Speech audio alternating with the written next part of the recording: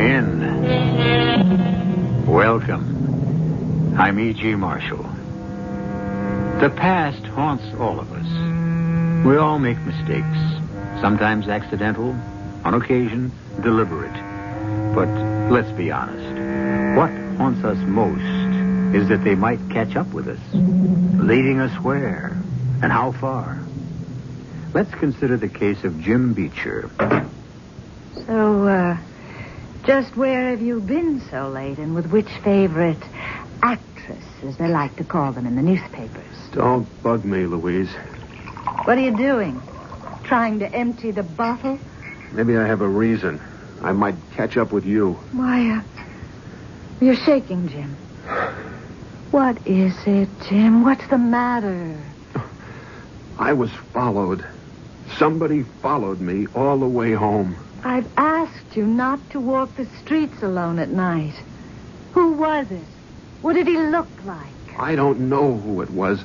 All I could hear was the footsteps. Just the shadow of a beat behind mine. As though she, whoever it was trying to fit their feet into my footprints. Every time I stopped, they stopped. And when I turned around, there was nobody there. Nobody at all.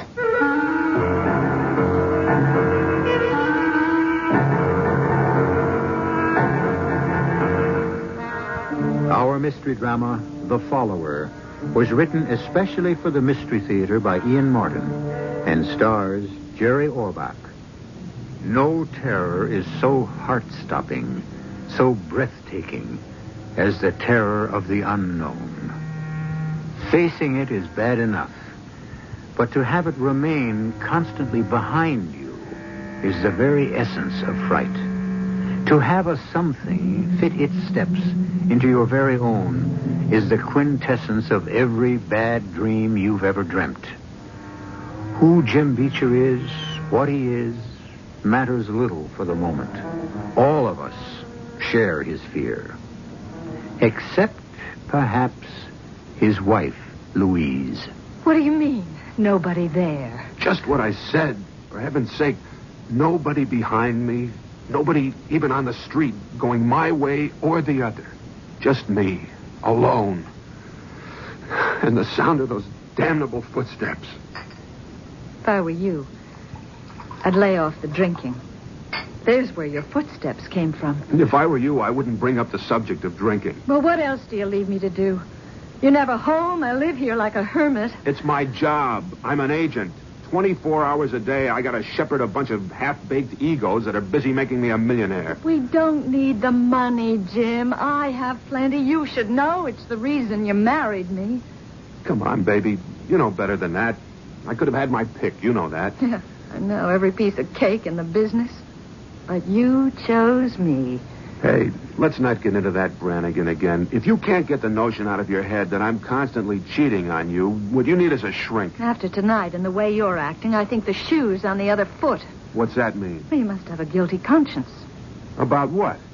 You pin it down.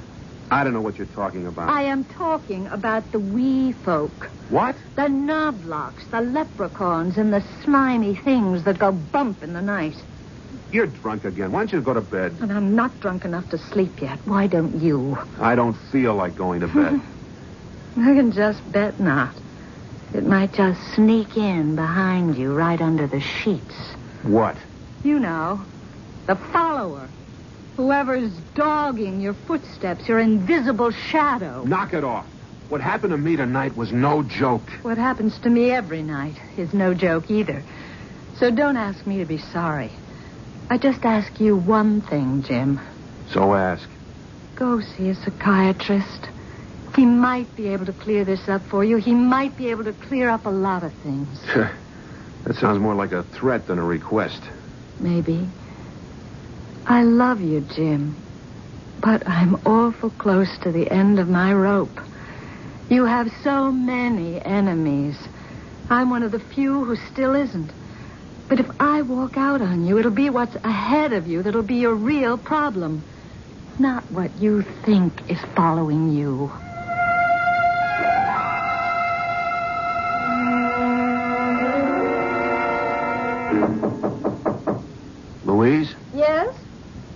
I come in? Of course, it isn't locked. It's our bedroom, after all. And I'm always hopeful, even if it has become more and more hopeless. Hey, don't let's start that round again. It's just... Well, I'd like to come back to my own bed if I can. Well, you were the one that left it. You know how many late nights my work calls for? I didn't want to disturb you when there's plenty of room in the apartment. That's the only reason I moved out. I'd accept any reason as long as you're moving back in. What's the matter, Jim? That private ghost still dogging you? No, it's just like... It's just for once you need someone, and I'm all that's at hand. All right, Jim. It's your own bed, so come on, crawl into it. I'll try to keep your goblins away. I don't deserve you. You're damn right you don't. But you got me. What is it, Jim? What are you so scared of? Nothing. What's the matter, Jim? Does she have a large husband with a quick temper and a gun collection? Who? Whoever that you were showing how to become a star overnight in another bed. Damn it, Lou, I told you. I was at a skull session for the Tom Bernard show. It's a mess. It's got to be rebuilt by tomorrow night, or we're up the creek without... All right, forget it, Jim. Just lie close to Mama. I'll keep the monkey off your back, whatever it is.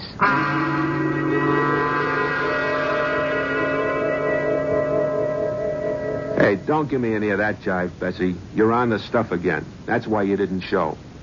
What do you mean Deke's in the hospital?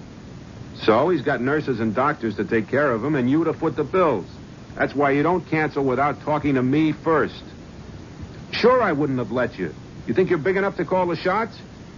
Okay, save me the sob story. You want to sing blues, sing them on the job. And you show up tonight at the club, or I'll bust you right out of show business. She loves that husband of hers, Jim. He pretty near croaked last night. You were pretty rough on her. The hell with that, Murray. She loused the agency up last night by not showing. I spent enough building up that crazy dame. She should slip me the double O by not showing for a date. Anyway, she's never going to make real big time. And I'm sorry now I signed her long term. So let her go. Not till I make my dough back out of her. And a profit. Then I'll drop her so hard she'll bounce higher than the Statue of Liberty. You know you're a first-class rat. It's what makes me a success. And you, Murray, don't ever forget it. So, let's see what else is new in ulcer making. Don't go looking for trouble. Everything else is smooth as glass.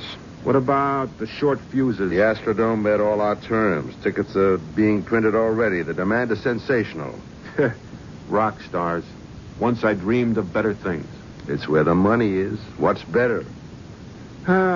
I wanted to find and develop a Helen Hayes, a Carol Channing, a Sarah Bernhardt. Oh, that's running the gamut. But why? There's no big money in the theater. You know that. Big money I took care of right at the beginning. I married it. What I really wanted was fame. You got it. Nah, not this kind. I wanted class, Murray. Respect. Maybe even a kind of a place in history. In show business, I mean. Like Saul Hurok, David Belasco. Forget it, Jim. You're not the type. A thief you are. A thief you'll stay. Hey, I never stole a cent in my life. Not so you could get caught at it. But you wheel, you deal, you cut corners, and you don't give a damn for anyone but yourself. You're an operator. Best in the business. Isn't that enough? I don't let anybody talk to me like that. You already did. I ought to can you right now. The only friend you've got? Who'll you have to talk to? Yeah. You'd probably walk right out of the agency and use all you know to cut my throat.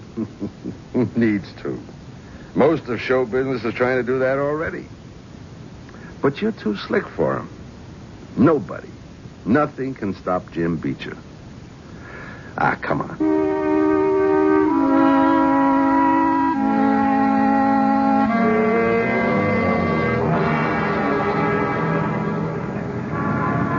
We should have taken a cab. It's starting to snow. That's nothing. It's just like powder. It's only 6 blocks. A little air is good for you. What's the matter? You got a crick in your neck or something? Huh? Well, the way you keep moving your head to the side like that. Like you were looking over your shoulder. What's the matter? Murray, Are you sure there's nobody there? Well, just the cop standing on the corner on the next block. There is somebody there. Nah. Can't you hear them? No. Keep walking and listen. There. Don't you hear the footsteps? Just ours. No. I mean the ones behind mine. Just a split second after every step I take. Behind me. Following. You're nuts. Can't you hear them? There's nothing there. Nobody. Look. Come on, I'll prove it to you. Look back. You see, there's enough light snow on the ground so you can see our footsteps. 2 sets. That's all. Don't you see? That's why she, whatever it is so clever. It puts its feet right on top of mine. Every step I take. Jim, you're talking like a crazy man. Now, come on. I can't. I'm afraid it'll start following me We're again. only a block from the restaurant. What you need is a drink. Come on, let's go, Jim.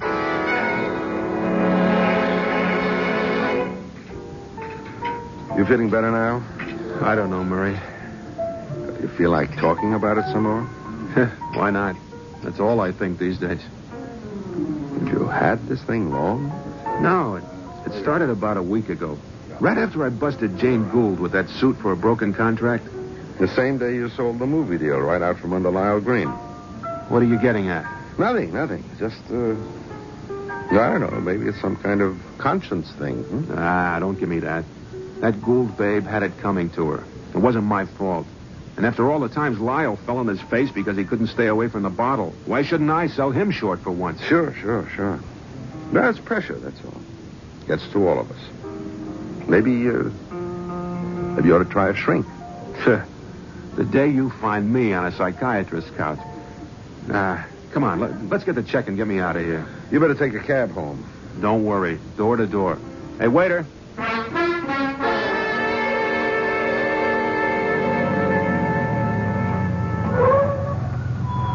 Hey, cabbie, what's the trouble? Lousy, no good mechanics. I told him that battery had a bad cell. You mean your engine's dead? The way it looks, Mac. Well, then get me another cab. This time of night, this neighborhood? What's to worry, Jack? You're only 3 blocks away from your house. Ain't much of a walk. No, I don't want to walk. Not alone. You come with me. Mister, I got enough troubles. I got to get on the phone and get hauled out of here myself.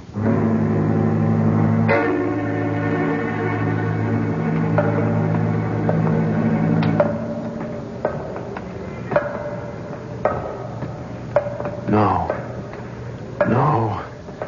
Just let me get home. Get home. Stay away from me. Leave me alone. What do you want? What do you want? Leave me alone. All right, if you won't. Who are you? Who are you? Jim, what is it? It's following me again. Jim, there's nobody there. You're home. You're safe. There's nothing there, darling. You're doing this to yourself.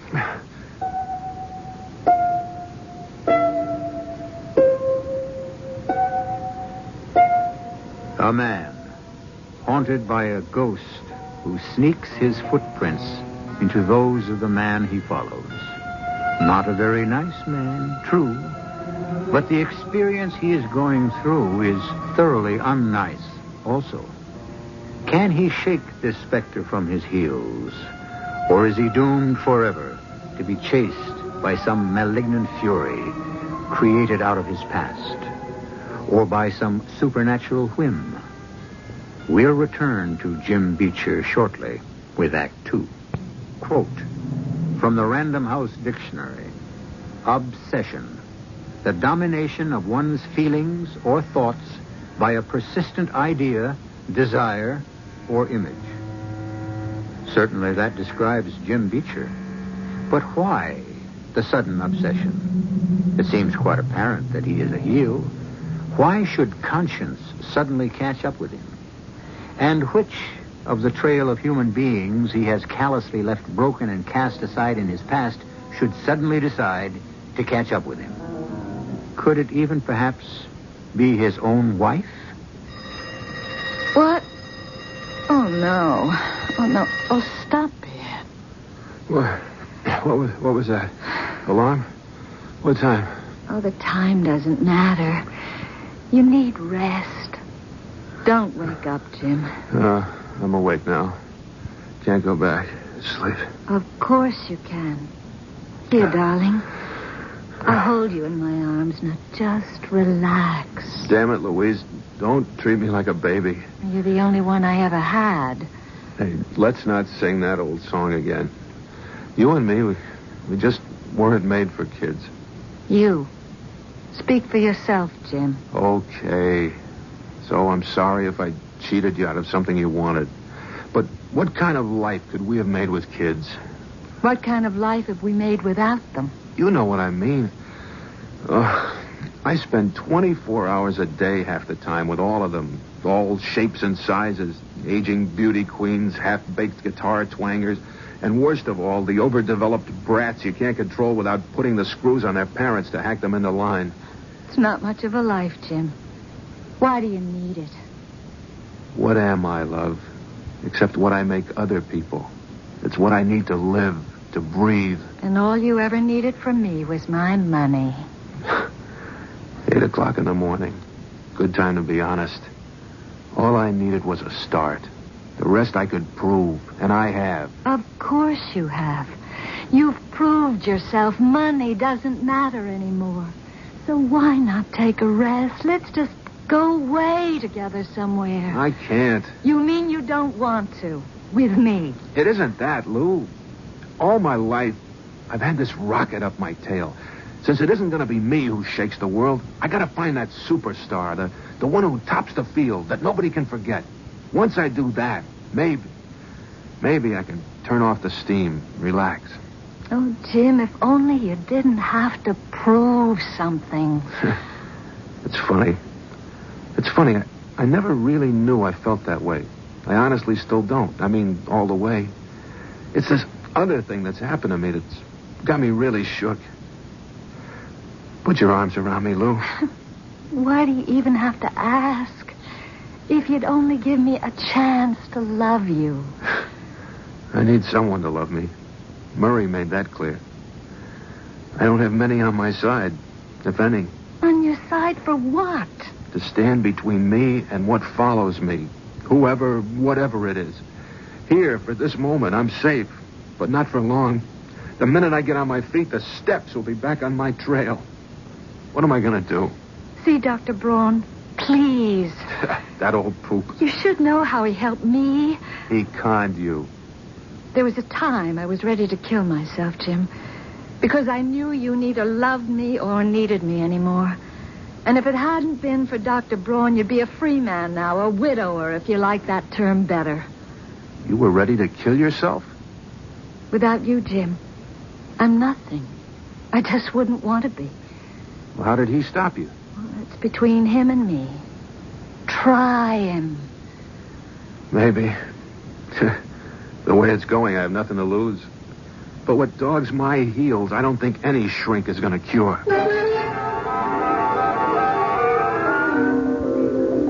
And what I used to hear just when I was alone, Dr. Braun, I now hear with other people along. They do not hear the footsteps. No. That's simple. Doesn't it suggest to you that there are no steps at all, except in the mind? Your mind, Mr. Beecher. They're not imaginary. I hear them. Of course. They're very real to you. They exist. But they are not so important. What do you mean? What is important is, why does someone want to follow you? Not just follow, but exactly in your footsteps. That's what you're supposed to find out for me. Oh, no, Mr. Beecher. That's what you have to find out for yourself. You're the only one who knows who or what it is. I already told you I don't. That's because it's buried too deep in your subconscious. Or because it's something you're hiding from yourself. Now, how could I hide it from myself? Well, very easily, Mr. Beecher. We all hide things from ourselves. Sometimes knowingly, sometimes without being aware that we're doing it. Why? Fear, shame, Those are the simplest and most common reasons. Who are you afraid of? Nobody. I doubt that. We're all afraid of someone in our lives, or have been at one time. Your father? That fool? He was a nothing, a nebbish. I never knew him that well anyways. He died when I was around 12. Your mother? No, certainly not my mother. She wasn't much either. She cleaned office buildings for a living. And she would have been a lush if she could have afforded it. Brothers, sisters, any other relations? Nah, nobody. It was just us. What about your wife? You should know about her better than me. Or maybe she thinks I'm afraid of her. Huh? What Mrs. Beecher thinks, or has told me she thinks, is her business and her business alone. I'm asking you, are you afraid of her? Louise? Why should I be? She's a very rich woman. So? It's possible you might fear losing her.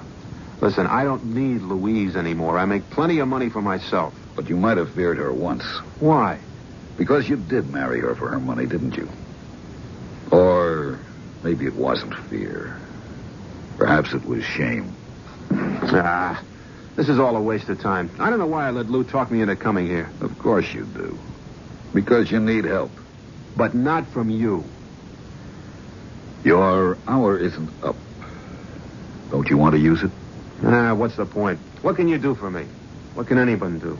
I'll have to be frank and say I don't know. But I can say the things I do know. I checked with your medical doctor, and your health is fine. No vascular problems. Blood pressure normal for a man of your age.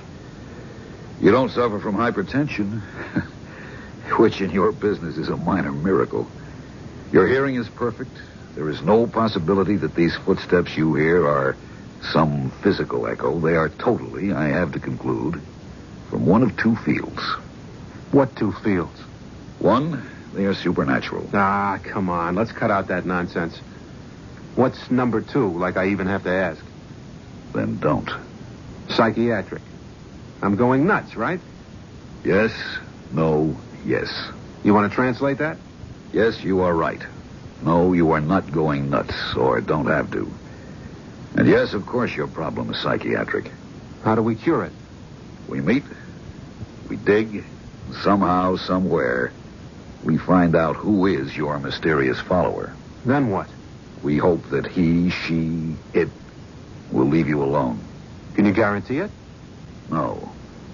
I think you're ashamed of something, and you won't admit it, even to yourself. Baloney, Doctor. You're talking to the toughest agent in show business. It builds a thick skin.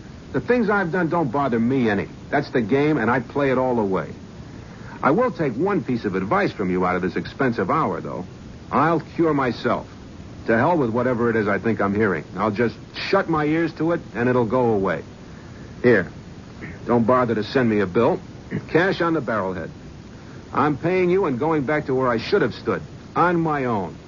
I'll fight my own battle. Murray, I'm sorry to drag you over here, but I was afraid to come to the office in case Jim might see me. That's all right, Louise. If I don't have time for old friends. You are a friend, Murray. Still.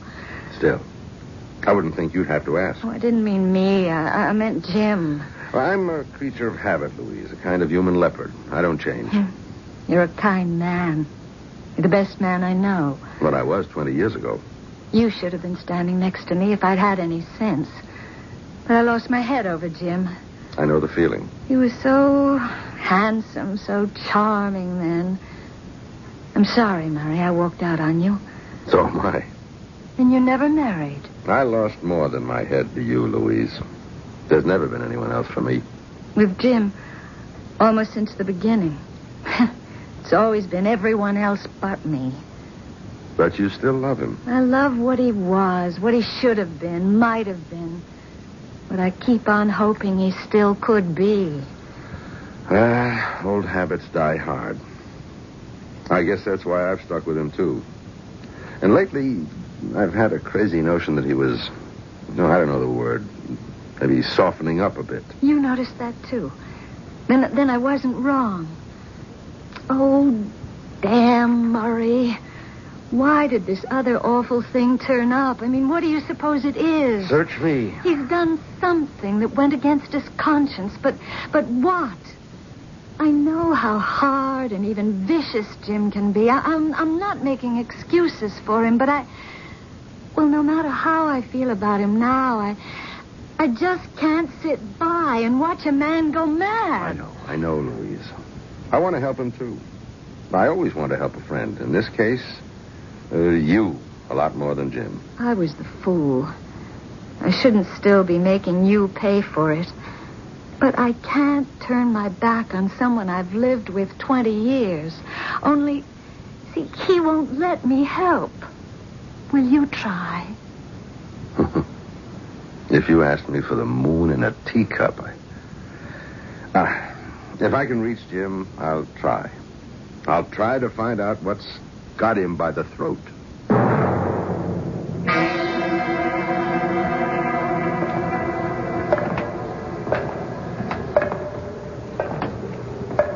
I don't hear them. I don't hear anything. I'm walking instead of riding to prove it. These footsteps don't mean anything. They're just in my mind. A kind of echo. Don't turn around. Don't turn around. There's nothing there. You've looked before, and there's nothing. Nothing. Except I've got to. Just one look. Just one. Oh, Lord. No. There is something there. It's... Oh, God, forgive me. No. No. No.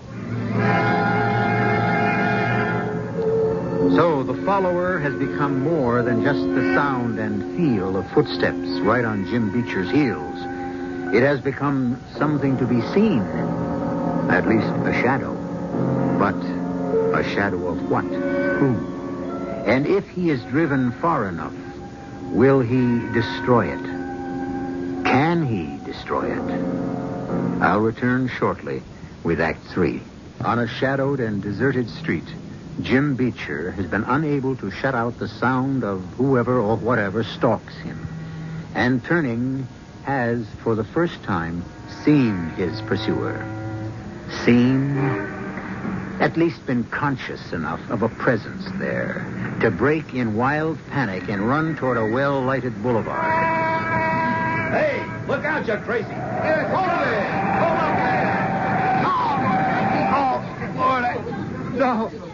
All right, everybody, stand back. Make room. Give the guy a chance to breathe. Hey, you, get over to that booth there and get an ambulance. Dial 911.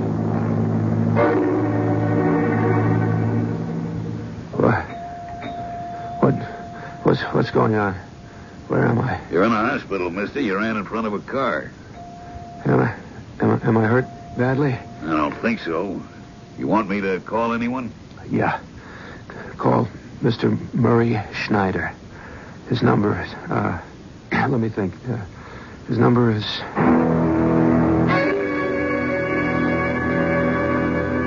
Are you sure you're okay, Jim? Yeah. A couple of bruises and some minor scratches. Hey, just get me out of here before they dump me in the loony ward. Okay, don't worry. I'll take you right home. No. Murray, just get me to your place. Huh? Yeah, I've got to talk to you. I know now who's been following me and why. And I need your help more than I ever needed it in my life. And there's nothing to worry about, Louise. I have him with me, just a few scratches and bruises. Why didn't you bring him home? He said he wanted to talk to me first. And he didn't even want to call me. But he says he knows who's been following him, or who he thinks is. He wanted my help. But not mine. Louise, what can I say? Nothing, Murray. I just hope he's come to his senses. It'll make two of us. What does that mean?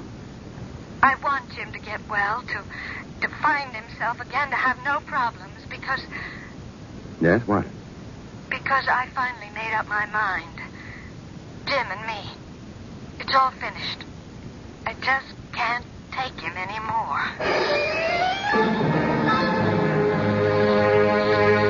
I didn't mean to keep you waiting so long, Jim. I told her you were okay and that you were with me. Fine. I didn't want her to worry because I was late. That's a new wrinkle. Never worried you before. You don't have to rub it in. A first-class heel. 30 years experience. And I don't think I could change now if I wanted to.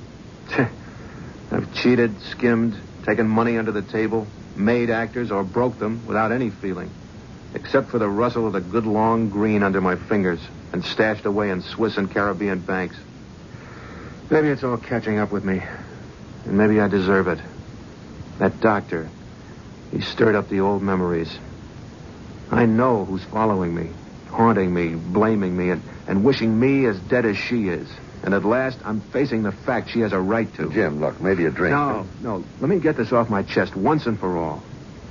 It was before I met you, Murray. Nearly 30 years ago. And I was some different kind of guy. Like, I was working for Harmon and Sells, the big agency that went broke. Yeah, I remember them. Yeah. I was mainly a gopher. But I did some minor casting for the summer circuits. And one day, this little girl named Christy Meadows walked in. And I broke my tail to get her a booking with a stock company as resident ingenue. She was good. I mean, really good. And she was loaded. With talent? No, I mean with dough. Her father was president of an oil company, and money was beans to him. Christy never knew it, but he laid one solid grand on me under the table in 50s to make sure his little old gal got her chance. I had a laugh because she didn't need his help. Didn't even know he was offering it. But I decided right then and there I could use his help. More than that, his daughter. And I used to go down weekends to the theater where she was playing. And not only for her money and the future I thought it could buy me. There was a lot more to it than that. A lot more that it didn't take me long to tell her. I declare, from all the stories I ever heard about New York, I didn't expect ever to find an agent that would give me such personal service. Ah, you can knock it off, Christy. You know I'm not down here as an agent. I certainly hope not. I love you, Christy. I thought you'd never say it. Oh, darling, what a life we're going to have. Oh, such a long, lovely future. Yeah, if your dad sees it that way. I'm not much of a catch. I don't make much money. Oh, who cares about money? We'll make it. Well, her father didn't take to the idea of me as a son-in-law. Christy had a little apartment in New York. And even though I had my own place, we were living together. I don't know how he found out. But one night, poor Christy had to lay the ultimatum on me. Oh, he's just as stubborn as an old mule. And he means it. You mean if we wanted to get married, he'd cut you out of his will? He already has. But we're not married yet. No, Jim. But we sure better had going to be. Why? Well, because I just haven't been as careful as maybe I should have been. What? I went to the doctor, Jim. There's just no kind of question. I'm going to have your baby. Look, it isn't too late. We could do something to stop it. That's just what my daddy wanted to do. I didn't think to hear it from you. But I haven't any money, Christy. I couldn't even support you, let alone a kid. But we could make out somehow. If you really loved me, do you? Well, of course I do, hon. Christy, we've got to use our heads. We can't cut it together with the money I make. Even with you working, too, and you won't be able to do that for long. I can't start out that way. What do you mean, start out that way?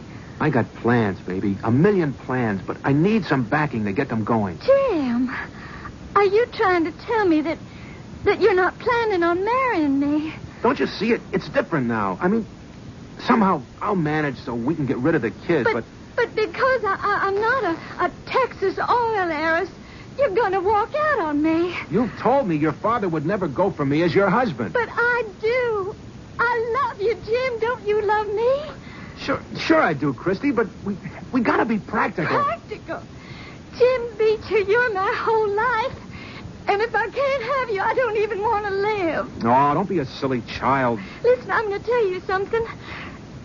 If you walk out on me, I'm going to kill myself. I swear it. I promise you. Come on, Christy. Let's cut out the corny dramatics. Nobody kills themselves for love. Not at our age, and particularly a girl whose father owns half of Texas. I don't even want a corner of Texas. I want you. I am not going to live without you. Come on. Let's cut out the melodrama. It isn't melodrama. It's just God's honest truth. Damn, this isn't a scene in a play. Will you forget you're an actress and stop the dramatics? Okay. I'll bring you to your senses. Here. What's that? Sleeping pills. Enough to make you shuffle off the mortal coil. Just as effective as Juliet's fatal draft. What are you doing with those? Where'd you get... Yeah, the big boss has them in carloads. All the kooks we handle need uppers, downers, you name it. And we hand these out carefully. But just so you wake up and grow up, I'm leaving you enough to make the final exit. No. Jim, don't walk out on me. Look, I'm a working stiff. I'm this evening's gopher for one of our lousier comics who's making his big comeback, ha-ha, at some forgotten joint on the island. I'll be lucky if I get there in time to go for his first double martini of the evening. You can't leave me like this, Jim. We got to talk. No more talking. We're through, Christy. Best way is to break clean. You'll thank me for it someday. So long. But, what about these? The pills? Just to open your eyes to life the way it's lived. Don't worry, you'll end up flushing them down the toilet. Or one by one, they'll give you a month of nice, soothing sleep. I'll set you up with a doctor for the abortion and let you know where or when.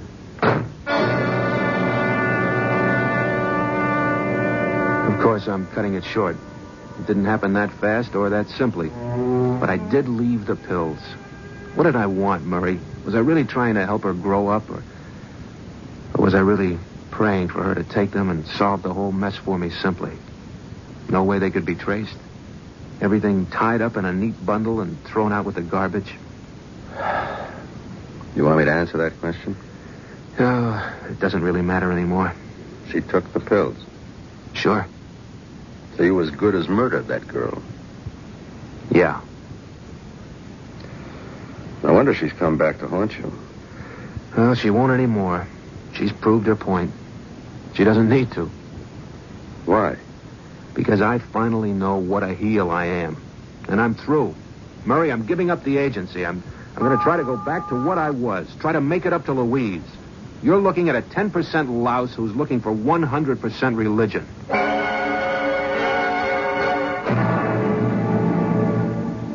I'm sorry, Jim. It's just too late for us. I don't know what your great awakening is exactly. I don't even want to. But I know what mine is. I married the wrong man. As soon as I get a divorce, I'm going to marry the right one. Please, Lou, give me one more chance. Help me, Louise. I want to be what I was. Oh, it's too late. I've had all I can take. I just can't find my way back any more than you can. Jim, where are you going? Out. Just to walk. To be alone. This time of night? What about the follower? I know now who that was. She won't follow me anymore. Finding out shamed me enough to make me want to find out not what I am, but who I was.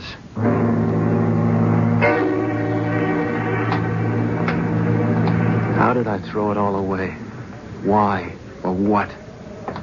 At least I know enough now, Christy, to say I'm sorry. To tell you how wrong I was. To thank you for not haunting me anymore with my footsteps. Get back. Why? Christy, what do you want now? Why are you still stalking me? Not Christy, Jim. She loved you too much to hurt or hate you. Then who? Stop. And turn around. But there's never anything to... Oh, dear God. It's you. Me. Just as I was 25 years ago. Why do you follow me? I didn't. Till you asked me to. Yeah, now I see it. I needed forgiveness. To wash out what I've been. To go back. Back to what I was when I was you. Is that what you want? Yes. Help me. Help me. You need no help. The choice is yours. If you want to be me again, you can make it this moment. I do. Then your wish is granted. Back to the moment when you turned your back on Christy. All right.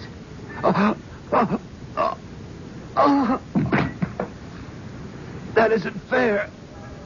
I'm dying. Of course.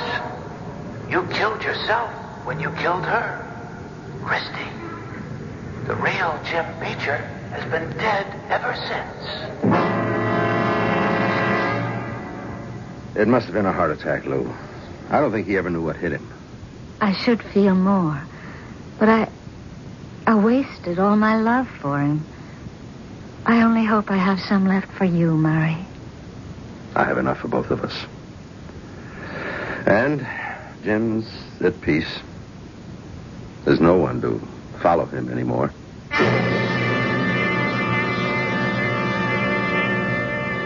A fascinating story of a complete and absolute heel whose conscience caught up with him. Conscience, or was it retribution? You can decide that for yourselves. Just as you can decide whether or not the follower ever existed in anything but the echoing labyrinths of the mind. I'll be back shortly. For this night, at least, we can all go to bed less afraid of the shadows that peer across our shoulders, the nameless, shivery things that sometimes haunt our dreams, and at least not fear that stomach-chilling terror of a step that sounds like a follower. We can all be like Satchel Paige and say, don't ever look behind.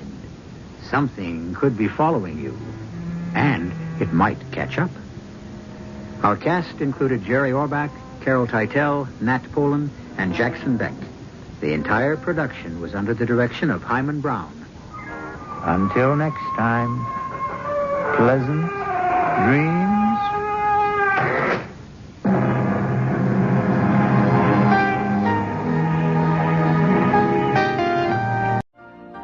You've been listening to the OTR Gold Network.